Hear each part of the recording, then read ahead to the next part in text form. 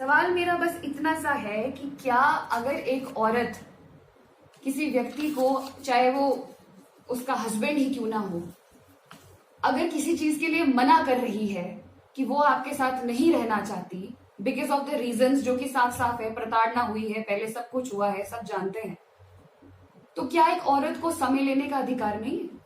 क्या एक औरत को सोचने का अधिकार नहीं है? क्या एक औरत उस पशु की तरह है जो खूंटे से बांध दी गई है और अगर वो पशु कहीं चला जाए चरने तो उसे हाँक के वापस ले आओ कि तू मेरी प्रॉपर्टी है? डिस्ट्रिक्ट कोर्ट में भी डिले के टैक्स हुए सेपरेशन के लिए, हाई कोर्ट में वो केस अब जो है अप्रैल तक लटक चुका है। ये सारी की सारी स्टॉकिंग, हैरेसमेंट, जितनी भी चीजें मेरे साथ हुई हैं, दिसंबर में मुझे मजबूरन इनके खिलाफ रिस्ट्रेनिंग ऑर्डर लेना पड़ा है। मैंने रिस्ट्रेनिंग ऑर्डर के लिए अप्लाई किया है 14 तारीख को, अभी जो 14 जनवरी है यानी कल, जुडिशियल मैजिस्ट्रेट फर्स्ट क्लास धर्मशाला में जो है वहां पे हियरिंग है श्रीमान जी की। तो मुझे इस मोमेंट पे इस यहां तक आना पड़ा because of him. My point is कि मैं कुछ भी कर लूं, मैं अपने आप को कैसे भी जोड़ लूं, मैं कैसे भी चलने की कोशिश करूं, बट मैं डिग्निटी के साथ इस समय जॉब नहीं कर पा रही, मैं ट्रेनिंग नहीं कर पा रही, मैं परेशान रहती हूँ क्योंकि पब्लिक का नैरेटिव अपने आप में डिसाइड किया हुआ है। मुझसे जितनी बार मिलने की कोशिश की गई, फोटोज खींच ली गई, ये दिखा दिया गया कि सब कुछ ठीक है। आप श्रीमान जी की डीपी चेक करेंगे तो उसमें फोटोज ऐसे ऐसी हैं, पुरानी नहीं, ये दिखाने के लिए कि हम दोनों साथ हैं, हम दोनों ठीक हैं। ये सब क्यों हो रहा है? अगर ठीक है तो आज के वक्त में आप लोगों के सामने क्यों बैठी हूं? अगर वो इतने सभ्य और इतने सुशील हैं, अभी उन्होंने कुछ समय पहले अपॉलॉजी भी आप लोगों ने देखा होगा, ऑनलाइन डाली है, अगर वो इतने सच्चे हैं तो आज मैं यहां क्यों हूं?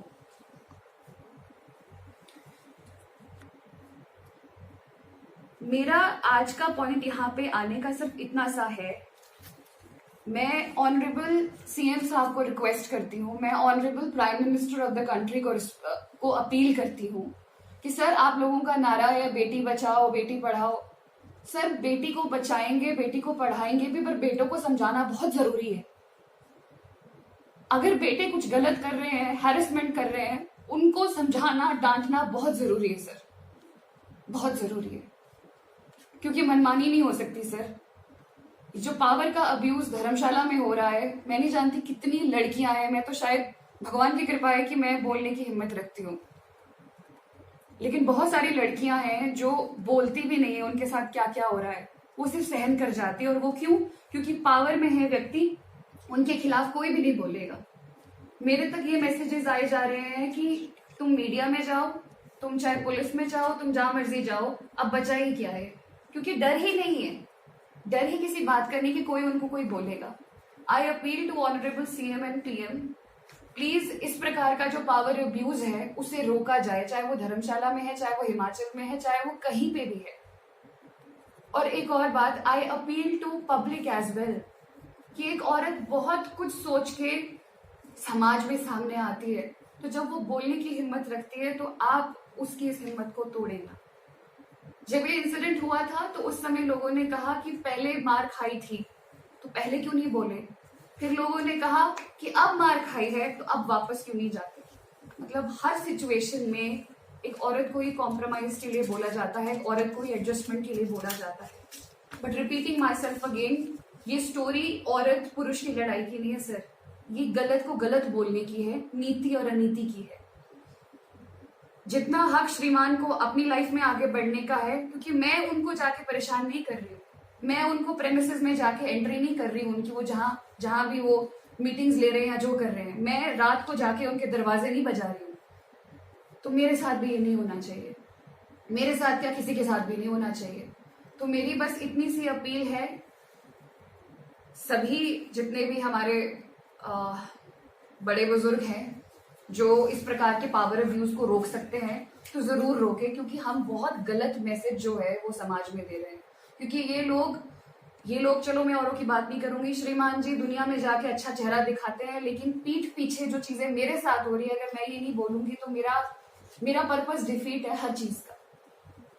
और जहां तक बात है कोर्ट की, तो कोर्ट में ठीक है चीजें चल जा रही हैं, जैसे डिस्ट्रिक्ट कोर्ट में जो है फैसला मेरे लिए आ रहा था, वैसे ही मैं जानती हूँ देर सवेर हाई कोर्ट में भी आएगा। मैं जानती हूँ, मुझे पूरा विश्वास है। जुडिशरी की independence is a basic structure doctrine in the constitution. तो मैं जानती हूँ कि वो देर सवेर फैसला होगा, लेकिन फिर समाज के सामने सच्चाई खुल के रखते हैं ना।